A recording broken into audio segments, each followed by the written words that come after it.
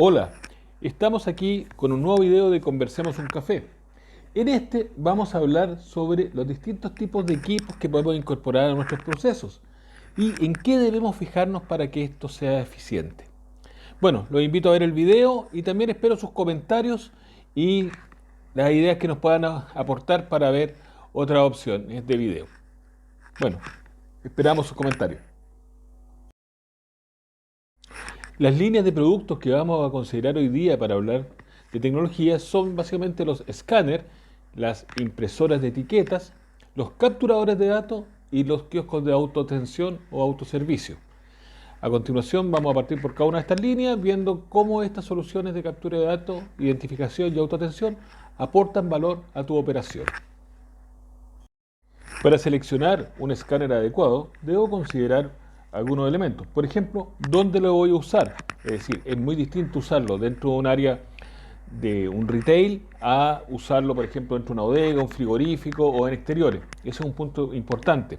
Otro punto muy importante es qué código voy a leer, qué tamaño, qué instancia a la cual lo necesito leer. Definiendo estos parámetros, puedo lograr definir bien mi lector de códigos de barra. Cuando hablamos de distancia, nos referimos a la distancia que existe entre el lector, es decir, la ventana de lectura del lector y el código de barra. Y esto varía de acuerdo al tipo de operación. Las distancias normales, por ejemplo, en un punto de venta son de 10, 20 centímetros, como mucho. Pero, por ejemplo, en un área de trabajo, en un centro de distribución, podemos tener distancia de lectura de medio metro, un metro y en algunos casos podemos llegar incluso a varios metros. Esto va a depender si la persona que está leyendo anda a pie o anda, por ejemplo, sobre un montacarga.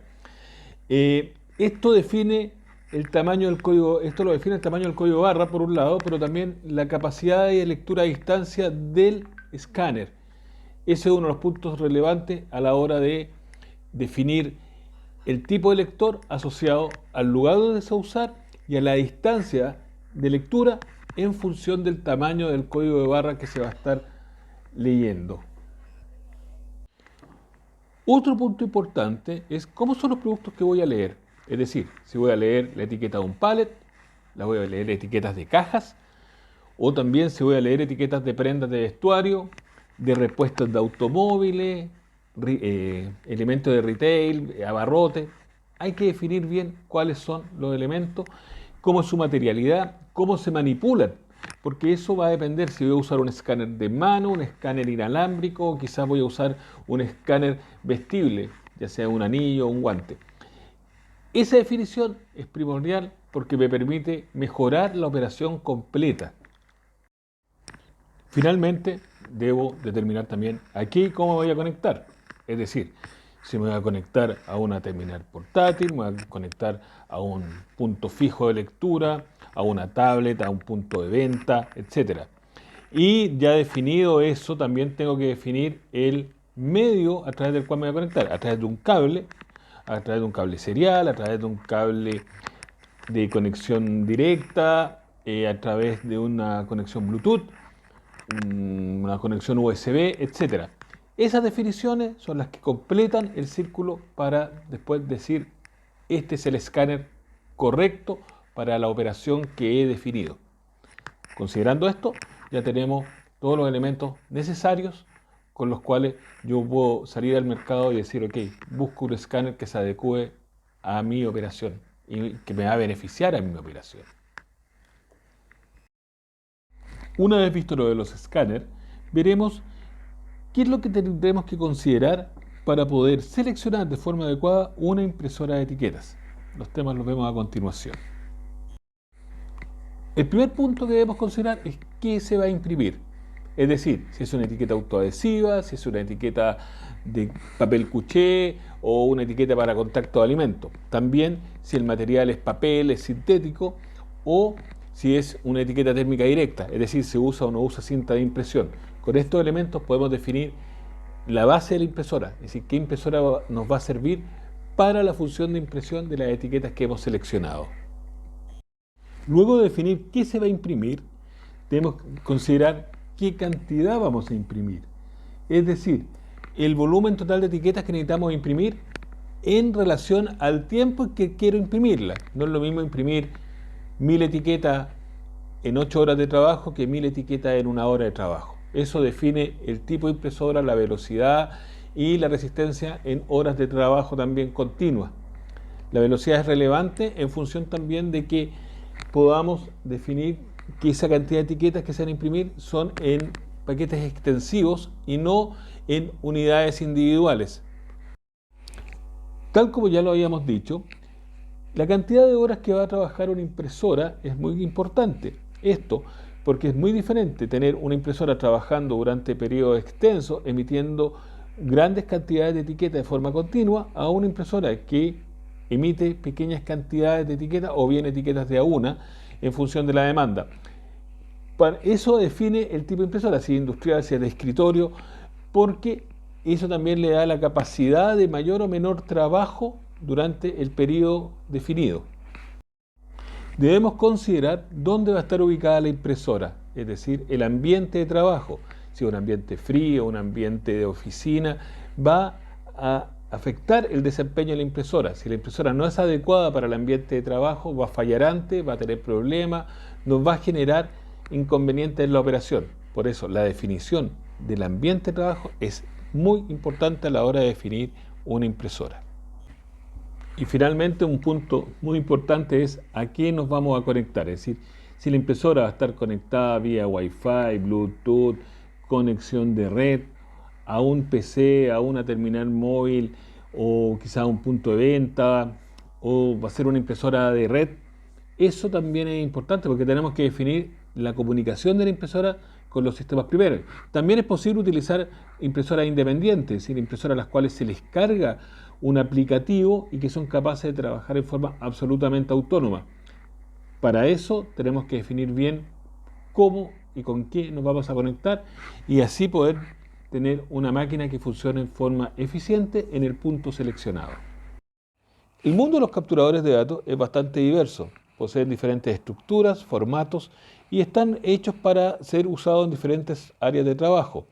Esto es lo que debemos definir y esto es lo que vemos a continuación. Cuando vamos a definir un capturador, tenemos que definir dónde lo vamos a usar. No lo vamos a usarlo dentro de una bodega, que en un frigorífico o en una faena. Si lo vamos a usar con guante o sin guante y todos los elementos que requiere su uso. Eso es base para definir en forma correcta las características de un capturador de datos. ¿Quién va a usar el capturador? Es decir, ¿cuáles son las funciones del operario que usa el capturador? ¿Qué es lo que debe realizar? Si es mover el paquete, si es simplemente controlar su paso, si va a tomar inventario, si es un piqueador que necesita ambas manos disponibles. Eso define el tipo de equipo, si va a ir con cartuchera, si va a ir con una cartuchera tipo bandolera, va a ir al cinto o va a ser un equipo vestible. ¿Quién va a usar el capturador? Es una de las condiciones básicas en el momento de definir el formato del equipo que vamos a utilizar.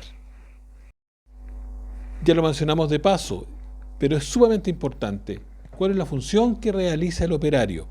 Por ejemplo, si yo tengo un operador de grúa, él requiere estar concentrado en el manejo de la grúa y en el movimiento de los pallets, no en el uso de un capturador de datos. Por lo tanto, debemos dotarlo de un equipo apropiado para esta función.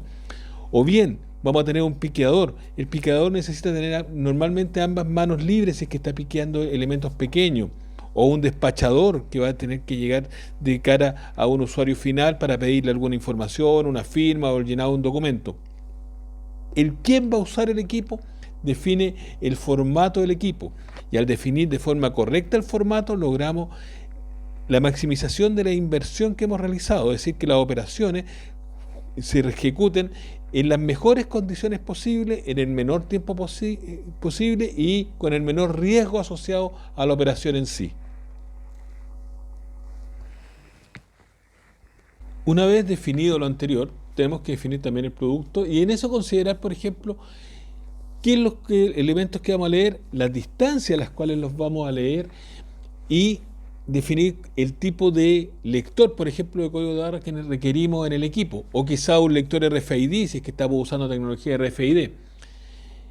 Es distinto leer un pallet, el cual se lee más o menos en torno a los 2 metros, 4 o 5 metros de distancia, si es que la etiqueta así lo permite, a leer cajas individuales, porque normalmente al leer cajas individuales estamos no a bordo de una grúa, sino más bien con una transpaleta, o leer vestuario, el cual se lee a muy corta distancia, igual que si leemos repuestos, abarrotes, otros elementos. Por eso, el definir en forma correcta el tipo de producto y el formato en que ese tipo de producto va a ser leído nos permite tener claridad sobre el equipo y las características ahora más bien del lector, distancia o tipo de lector, si es un D, 2D, RFID, etc. Y ahora llegamos al punto de a quién me voy a conectar. Es decir, si me voy a conectar a la red de datos vía Wi-Fi, por ejemplo, si me voy a conectar a través de una red celular, 4G, 5G, si eventualmente me voy a conectar directamente a un PC descargándome vía un puerto USB o necesito una comunicación Bluetooth, ya sea con una impresora o con algo. El que me voy a conectar define ciertos elementos propios de los capturadores. Si bien hoy en día, gracias a la tecnología Android, podemos entender que los capturadores vienen o incorporan la mayoría de las conexiones, sí debemos definirla previamente, ya que no todos, por ejemplo, se conectan vía celular, no todos son necesariamente capaces de conectarse vía USB a un PC, por poner un ejemplo cualquiera. Tampoco todos los capturadores tienen hoy día GPS, hoy día uno tiende a pensar que todo eso es bastante estandarizado. Hay equipos que tienen GPS y que van a servir para hacer una serie de cosas, pero no todos son. Esos elementos son los que debemos definir en la parte de a qué me conecto y cómo me conecto. Actualmente los sistemas de autotensión se han desarrollado fuertemente.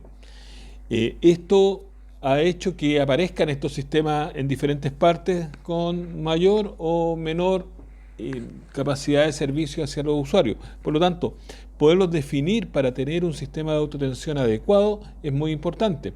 A continuación vemos qué características deberíamos considerar en los sistemas de autotensión y de esta forma poder dar un buen servicio a nuestros clientes. El primer punto que debemos definir es qué servicio quiero dar con mi sistema de autotensión. Es diferente poner un punto de venta en un restaurante a un punto de consulta en un mall o quizá un punto de atención de personal en una empresa. Por eso, definir de forma correcta la funcionalidad y el servicio que voy a dar es la base de un buen sistema de autotensión. Definir de forma adecuada el ambiente me va a permitir tener un equipo que sea operativo 100% en dónde va a estar ubicado. Es decir, es distinto un equipo que está ubicado en una clínica, en un hospital, en la sala de espera, por ejemplo, a uno que está ubicado en un hotel, en un restaurante, etc. También se está ubicado al interior o al exterior. Junto con la ubicación debemos considerar bien la función que va a realizar. Es decir, si hace una función de ventas, si va a ser una función de consulta o va a emitir documentación. Esos elementos te permiten definir el kiosco desde la perspectiva de la pantalla, de los elementos que necesita, en el caso de la venta, que tenga formatos de pago, si el formato de pago va a ser con tarjeta o con efectivo, mixto, no sé. También si va a emitir o no emitir documentos, eso implica si va a tener o no va a tener impresora. En caso de tener impresora, ¿qué tipo de impresora va a necesitar? Si una impresora de ticket, si una impresora en tamaño carta, de papel continuo, todos esos elementos definen finalmente el kiosco. Por lo tanto, las funciones del kiosco son muy importantes a la hora de definir su formato y sus características generales, tanto de la interfase de usuario como de los elementos accesorios que debe tener para poder operar. En relación al tamaño de los kioscos de autotensión va a depender de varios puntos a considerar. Uno, ¿dónde van a estar ubicados? Si van a estar ubicados en forma individual o en una batería de equipos. ¿Cuál es obviamente el espacio disponible que tenemos para ubicarlos? ¿Cuál es el tipo de usuario al cual vamos a atender? ¿Cuál es el producto que vamos a comercializar o que vamos a entregar a través de él? Con esos elementos ya podemos definir el tamaño del físico del kiosco. ¿Ya? Kioscos muy pequeños son complejos, sobre todo si es que queremos hacer una operación expedita. Muy grandes también son complejos porque ocupan mucho espacio y por lo tanto, y el espacio en muchas partes no está siempre disponible. El tamaño del kiosco se define en función de variables ya de uso y también de la disponibilidad de espacio. Y bueno, el punto que hemos hablado en todos los equipos anteriores, ¿a qué me voy a conectar y cómo me voy a conectar? Y aquí tiene que ver si se va a conectar vía red de datos, vía Wi-Fi, vía celular, 4G, 5G, que son las conexiones más comunes para este tipo de equipo. Es importante definir bien que donde voy a conectarme tenga, en caso que sea Wi-Fi, una buena cobertura Wi-Fi. Si va a ser vía celular, que tenga una buena cobertura de una red celular o de puntos de red en puntos cercanos. También otro punto importante, no es parte de la conexión, pero tiene que ver con la instalación, que es que tenga puntos de energía cercanos, que no tenga que estar con cables pasando por el piso de tránsito. Esos elementos son los relevantes y los que van a hacer que la instalación sea más o menos exitosa y la interfase de usuario definida tenga una mejor función desde el punto de vista de los tiempos de respuesta y que el usuario se sienta satisfecho. Bueno, ya estamos al final de esta presentación y solamente quería agradecerles el haberla visto y escuchado.